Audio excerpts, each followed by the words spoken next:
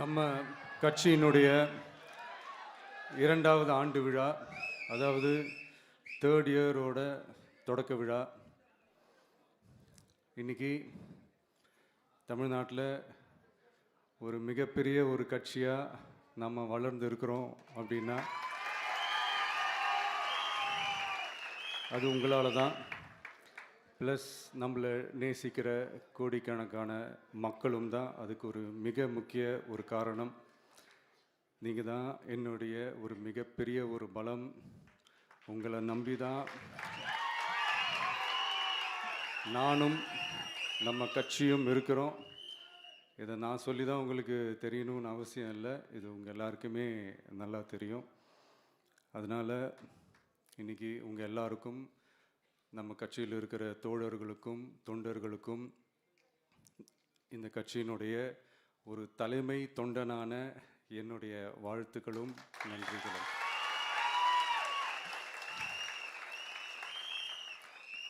அப்புறம் என்ன, மைக்கை பிடிச்சாச்சு, வெடியை கொளுத்தி போட்டுருவோமா?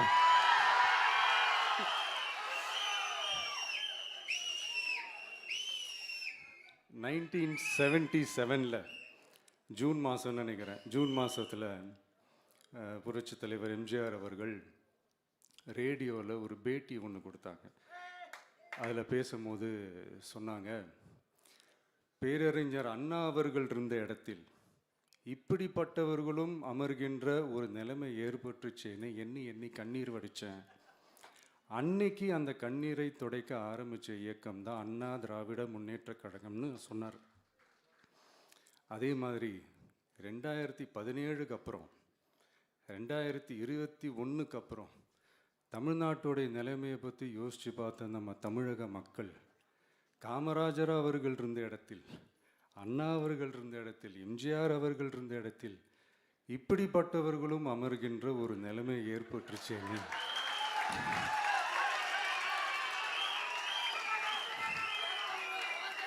தமிழக மக்கள் கண்ணீர் வடித்தாங்க. இன்னைக்கு இந்த கண்ணீரை துடைக்க ஆரம்பித்த இயக்கம் தான் தமிழக வெற்றிக்கழகம்.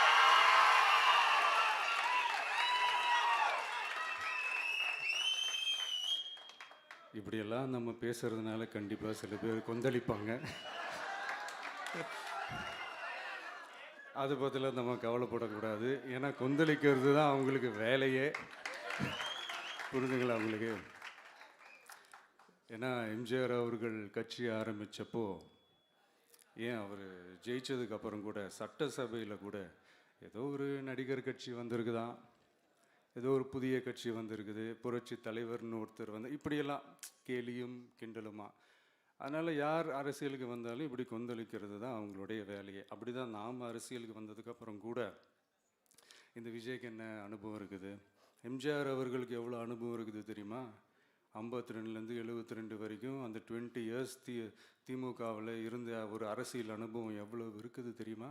விஜய்க்கு என்ன பெரிய அனுபவம் இருக்குதுன்னு கேட்டால் அதே வாய் தான் அன்னைக்கு எம்ஜிஆர் அவர்களை பார்த்து,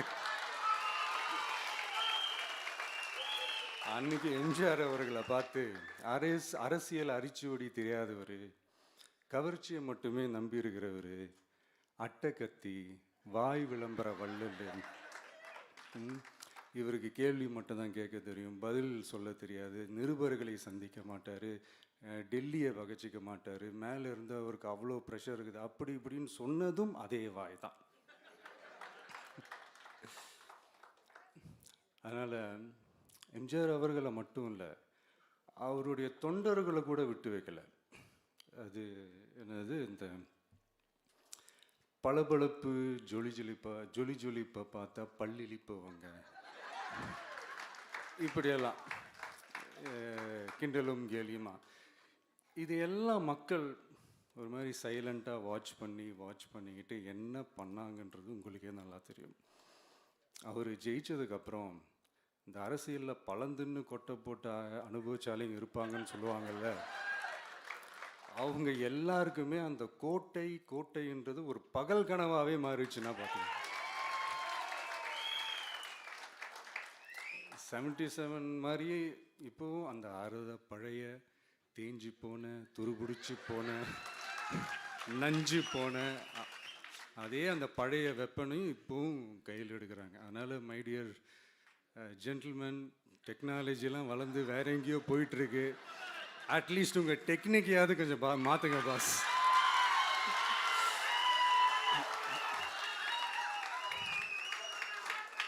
காமராஜர் அவர்களையும் விட்டு வைக்கல. அவருக்கு இலக்கியம்னா என்ன தெரியும்? அவர் மாபெரும் புலவர், அந்த புலவர் இந்த புலவருண்டு அவரை பற்றியும் கிண்டலும் கேலியுமா. அதான் முன்னாடியே சொன்ன மாதிரி யார் எதிர்த்து நின்னாலும் அவங்கள கொந்தளிக்கிறது தான் அவங்களுடைய வேலையே. ஸோ இப்படி அவங்க பண்ணுற தப்பெல்லாம் நம்ம எடுத்து சொன்னால், அவங்க பண்ணுற அட்ராசிட்டியை பற்றி நம்ம எடுத்து சொன்னால், அவங்க பண்ணுற அந்த ஊழலை பற்றி தான் நம்ம எடுத்து சொன்னோம். முக்கியமாக நாம் அதை எடுத்து சொன்னால் 50 வருஷத்துக்கு முன்னாடி இருக்கிற அதே தகர டப்பாவை எடுத்து உருட்ட ஆரம்பிச்சிருவாங்க.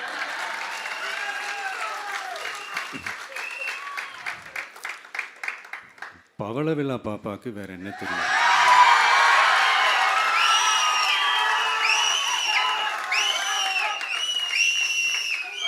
பழைய டப்பாவை உருட்டதானே தெரியும்.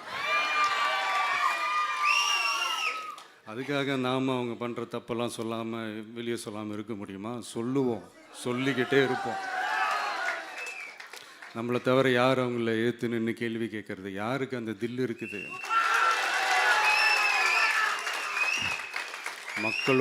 மக்களோட ஒரே பிரதிநிதி நாம் மட்டும்தான். ஸோ இப்படி இருக்கிற இந்த நிலைமையில் இன்னைக்கு இந்த டிஜிட்டல் உலகத்தில் திருவள்ளுவர் இருந்திருந்தாருன்னா இந்த தீய சக்தியை பற்றி என்ன திருக்குறள் எழுதியிருப்பாரு? ஒரு கற்பனையா, அநீதி, அராஜகம், தில்லுமுள்ளு இவையெல்லாம் திமுக முதற்றே உலகு.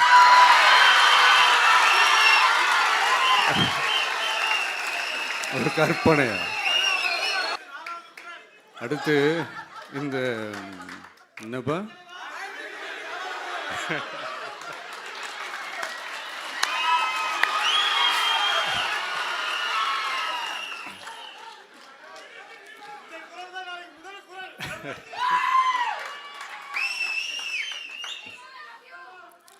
அடுத்து இந்த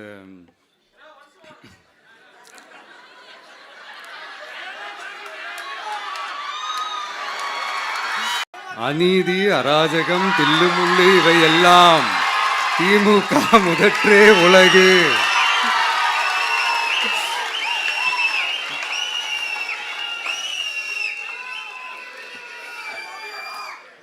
அடுத்து இந்த மும்முனை போட்டி, 4 முனை போட்டி அப்படிலாம் சொல்கிறாங்களே, சரி அவங்கள பொறுத்த வரைக்கும் அப்படியே இருக்கட்டும். அதில் மாபெரும் மக்கள் சக்தியாக நம்ம அணி ஒரு பக்கம், அடுத்து திமுக தலைமையில் மற்ற கூட்டணி கட்சிகள் ஒரு பக்கம், அடுத்து பாஜக தலைமையில் மற்றும் பலர்.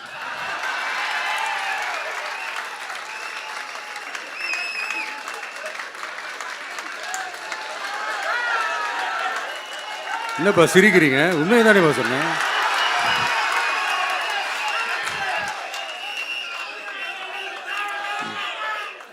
ஸோ இப்படி எத்தனை சக்திகள், எத்தனை பேர் வந்தாலும் திமுகவை வீழ்த்துறதுக்கு மாபெரும் மக்கள் சக்தியான நம்மளால் மட்டும்தான் முடியும்.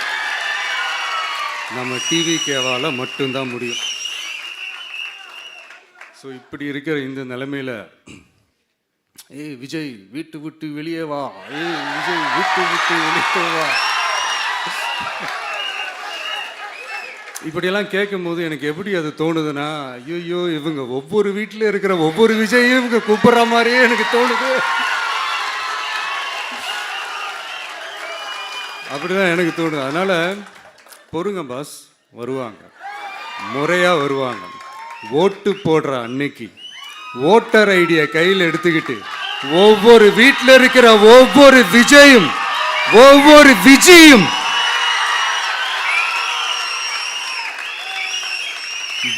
பூத்தா காலையிலே வந்து நிப்பாங்க பாருங்க. அன்னைக்கு தெரியும் பாருங்க, ஏண்டா இந்த விஜய கூப்பிட்டோம்னு.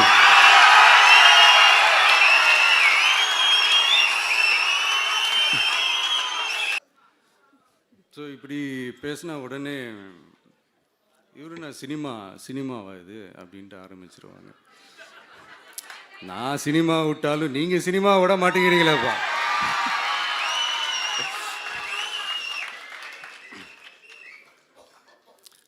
அப்புறம் இன்னொரு ரீசெண்டாக அந்த ஒரு விஷயம் போயிட்டுருக்குல்ல, இந்த கருத்து கணிப்பு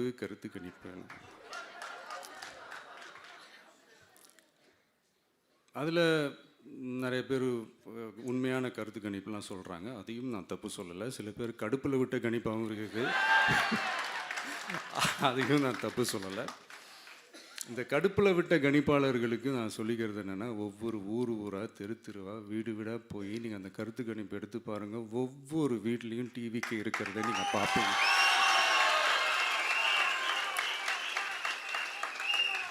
அப்படி சப்போஸ் உங்களுக்கு அது ஷாக்கிங்காக இருந்துச்சுன்னா ரப்பர் வச்சு எல்லாத்தையும் அழிச்சிட்டு மறுபடியும் முதல்லேருந்து எடுத்து பாருங்கள், அதே ரிசல்ட் தான் வரும்.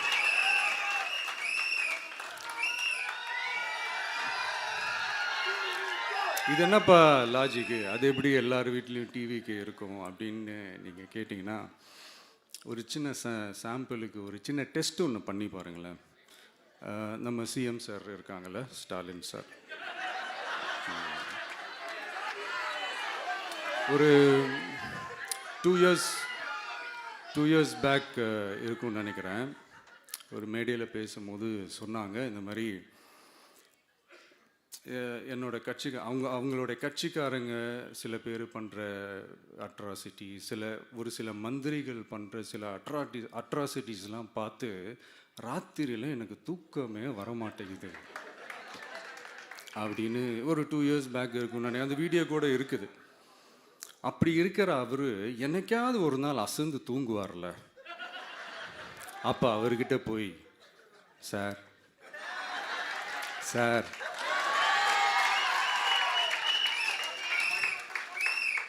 எந்த சின்னத்துக்கு சார் ஓட்டு போடுவீங்க அப்படின்னு கேட்டு பாருங்க. விசில் சின்னத்துக்கு தான்.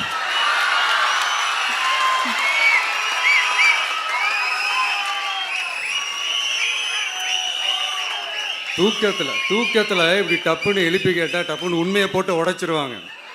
அதுக்கு சொன்ன அப்படி இருக்கிற இந்த நிலைமையில் டிவிக்கு வந்து சிட்டியில் தான் இருக்குது, டவுனில் தான் இருக்குது, வில்லேஜ் சைட்லலாம் இல்லை அப்படின்னு சொல்கிறவங்களுக்கு இந்த மாதிரி சில டெஸ்டெல்லாம் பண்ணி பாருங்கள், தெரியும்.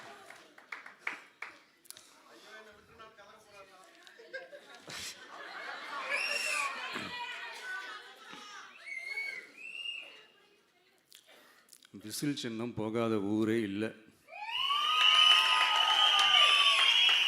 விசில் சின்னம் எங்கெல்லாம் இருக்குதோ அங்கெல்லாம் டிவிக்கே இருக்குதுன்னு அர்த்தம். என்னுடைய அம்மா, அக்கா, தங்கைகள், அண்ணன், தம்பிகள் டிவிக்கேக்கு ஓட்டு போடுறத யாராலையும் தடுக்க முடியாது.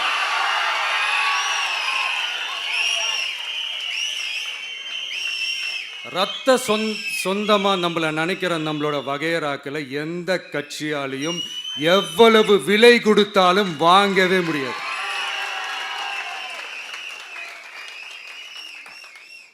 நான் ஓவர் கான்ஃபிடென்ஸில் பேசுகிறேன் அப்படின்லாம் நினைக்காதீங்க. இதுதான் கள நிலவரம், கள யதார்த்தமும் இதுதான். தீய சக்தியை வீழ்த்துறதுக்கு தூய சக்தியான நம்மளால் மட்டும்தான் முடியும். இந்த 2026 சட்டமன்ற தேர்தலில் டிவிக்கே தான் மக்களோட ஒரே ஆப்ஷன். Otherwise no diversion.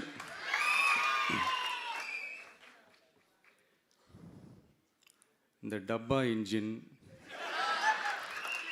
ஓட்டை இன்ஜின், எவ்வளோ இன்ஜின் வந்தாலும் டாப் இன்ஜின் நம்ம டிவிக்கே தான்ன்றது மக்கள் ஆல்ரெடி முடிவு பண்ணிட்டாங்க. அதனால் நம்மளுடைய தோழர்கள் அதை மனசில் நல்லா ஏற்றிக்கிட்டு இன்னும் ஷார்ப்பாக ஒர்க் பண்ணுங்கள். நான் ஏற்கனவே சொன்ன மாதிரி ஒன்றியம், நகரம், பேரூர், பகுதி, கிளை எல்லா இடத்துலையும் அந்த பூத்தாக அந்த நம்மளுடைய வேட்பாளர்களுக்கு ஒற்றுமையாக இருந்து வேலை செய்யுங்க. நமக்கு மாபெரும் கூட்டணியான மாபெரும் மக்கள் சக்தியான குடும்பமாக நம்மளோட இருக்கிறாங்க. இன்னொன்று அன்றைக்கி நான் சொன்ன மாதிரி நம்மளுடைய விசில் சின்னத்துக்கு ஓட்டு போட வைக்கிறது மட்டும்தான் உங்களுடைய வேலை. மற்றதெல்லாம் மக்களோட சேர்ந்து நான் பார்த்துக்கிறேன்.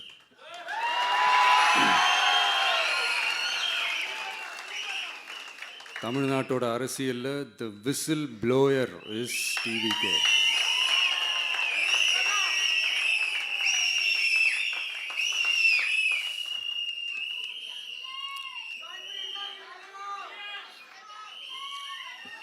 நம்ம மக்கள் இந்த விசில்ல ஊதுல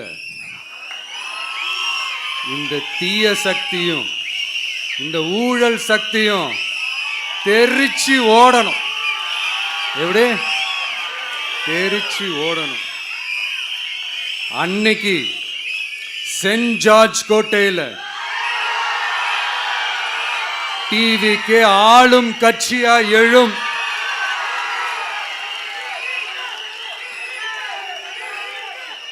உங்களோட நான் இருக்கேன், நம்மளோட நம்ம மக்கள் இருக்கிறாங்க. இதுக்கு மேல என்ன வேணும்? கான்ஃபிடென்ட்டா இருங்க, நல்லதே நடக்கும், வெற்றி நிச்சயம். மீண்டும் சந்திக்கும் வரை நன்றி, வணக்கம்.